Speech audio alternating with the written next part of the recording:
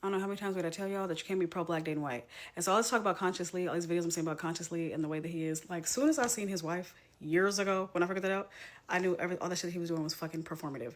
Because there was no way. And I'm not saying that just because you date outside your race as a black man, you don't care about black women or you don't care about black people. But to, like, be such a activist or a freedom fighter or whatever the fuck you would call him, like, while laying up with a white woman, man, please.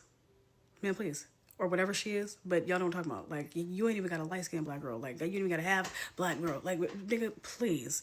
And y'all like to go to bat for that and swear that that don't matter. And it don't matter who he marry, who he love. Now you see that it does.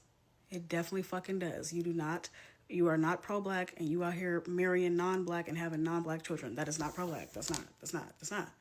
Malcolm X would never. And he get his ass on Malcolm X's internet and play with us all the motherfucking time. But I've been blocked him and I don't follow him. And I don't engage with his content. And I can just tell a performer when I see one. I tell your whole fucking page is pandering to black women, but you're not married to one. Goodbye. What's actually going on here, guys? Give it to me. Shoot it straight. Something's not adding up here. This isn't Kim Kardashian. This isn't Khloe Kardashian. This is their almost 70-year-old mother, Kris Jenner. How? They're telling us it's plastic surgery, but there's only so many ways you can stretch the skin. And in anyone that I have seen who has gotten multiple plastic surgery procedures, never ends up looking better. They end up looking botched. So how? And it's not just about having a new face. She actually has a new neck. She has a new chest. One of my questions is how are we changing the skin's texture? We can stretch it, we can pull it, we can cut it in various ways, but how is she adding youth back into her skin?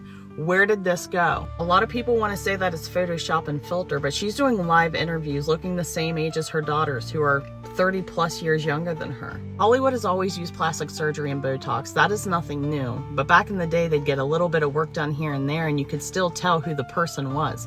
Nowadays, these people have entirely new faces. And is it just me, or are we living in an uncanny valley where all of these celebrities are beginning to look like Kardashians? Demi Lovato, before and after. Katy Perry, before and after. Jessica Simpson.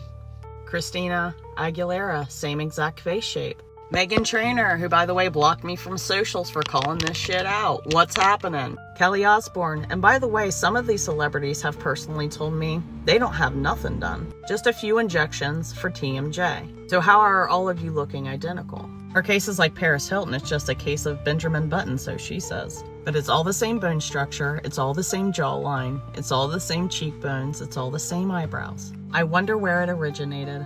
As a spiritualist, here are some things I would not do to my new house. I will not have a welcome mat. I'm sorry. No, ma'am. I am not sleeping in my house without having curtains. I'm putting up newspaper or something, but those windows are not going to stay open for safety reasons and also spiritual reasons. I am not moving anything inside that apartment or house until it is blessed and anointed, and also cleansed, for sure. I'm also physically cleaning the house too. I'm not keeping anything the past tenants or owners had unless I feel called to it, and that's a whole process in itself. I would not start doing renovations and things on the house unless I know the history and I know the spirits of the land, to make sure I'm not being disrespectful. This is gonna sound silly, but this is just me. I'm probably not gonna watch any horror movies or any paranormal movies until I'm really settled into the place. There's something about a new place and you watching those types of things that I feel like leave you susceptible to opening some kind of portal. Now, don't get me wrong, I love scary movies. I love The Conjuring, Insidious. I love all the haunted stuff. Just not until I'm settled in the place that I'm in. Because sometimes, not saying that these movies always open portals, but sometimes we welcome things in that way, especially in a new space. I am not eating anything that the neighbors give me. I am so sorry. Unless I know you and I get to know you really well, I'm not eating what you give me, even if it is a welcome present. But I will accept it and I will thank you and I will tell you how delicious it is, but I'm not eating it. I will not have mirrors facing each other. The mirrors will always have to be facing the window or the doorway. All windows at night must be closed. Unless I'm on like the highest floor, all windows will be closed at night specifically. I am not staying in that house, especially if I'm new, in silence. I'm sorry, that ain't happening either. There's something about the change and us now being in a different environment that makes us even more hyper aware to noises and things around us, which will create even more paranoia. And again, I'm not trying to open that portal. I'm not letting people walk into my house with their shoes on. It ain't happening from a hygienic standpoint and also a spiritual standpoint. There are things that I joke about and there are things that I don't. Joking about certain spooky things, especially related to like the Appalachian Mountains, the mimics and things like, we not joking about that, especially not in my new home. That wasn't confirmation, that was spooky. I am having night lights in my house. I don't care. That stove light, I know. If you my peoples, you know that stove light is staying on 24/7. What I am doing is putting wind chimes or bells on my door, especially the outside door. Believe it or not, I am not letting people know that I am a spiritual person. I will disguise and mask it as much as possible. What do you mean? Yeah, I'm not going to be putting like a lot of very obvious spiritual things outside of my door, especially if it's a close-knit community, like an apartment complex or condominiums. Because I feel like a lot of the time it's giving high school and I don't need even more energy to be projected onto my house, especially negative energy. I'd rather just keep that within my home. But I will do things that are very unconventional that work. Again, bells on my door or wind chimes. Everybody likes wind chimes, right? Oh, also putting a mirror on your front door is also good. It's known to like scare because apparently traditionally demons and like spooky things don't like looking at themselves, so keeping a mirror on your front door, like on the outside, will prevent people, or should I say energies, approaching. Those are just some things that I thought about on the top of my head. If you would like me to list some more and make another video, part 2, definitely comment below.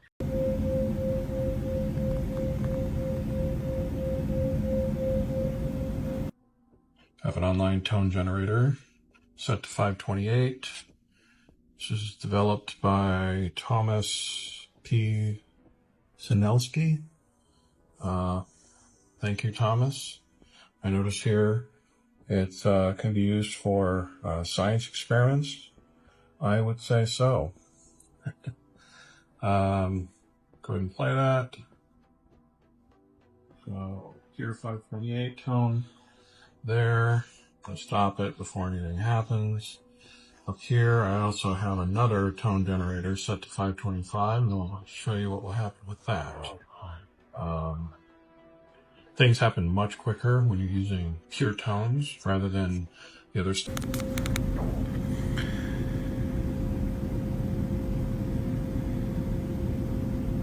And already you can see a much more stable fracture.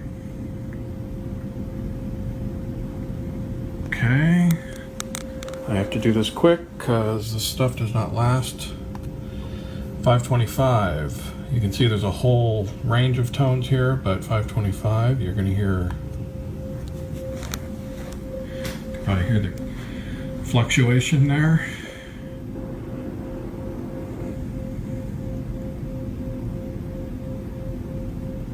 There we go.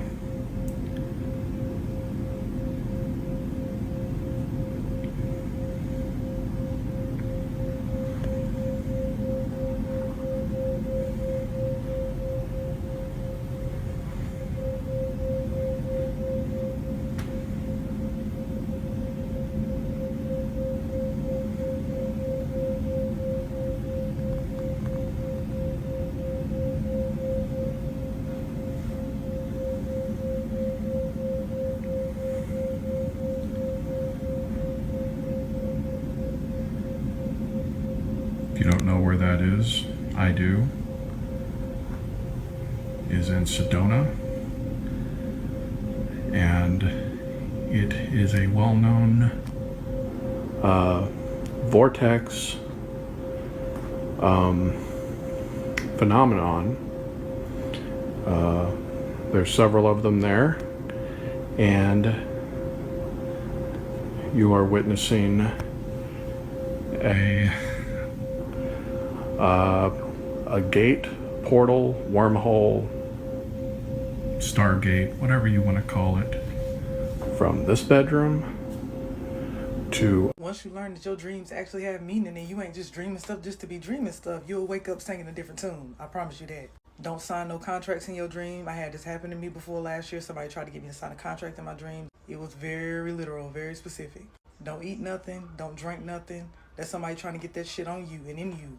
Definitely, if you have dreams of being in somewhere in the past, like classrooms, old houses and stuff like that you used to live in when you was little and stuff, somebody wants everything in your life to go backwards. Somebody want to keep you stagnant and stuck. They want you to wake up feeling like you would never achieve shit. If you having dreams about snakes, hidden enemies, you might want to check your surroundings, baby. If somebody trying to take something from you or somebody trying to swap something out with you, please, by all means, take your shit back, because somebody trying to swap your destiny.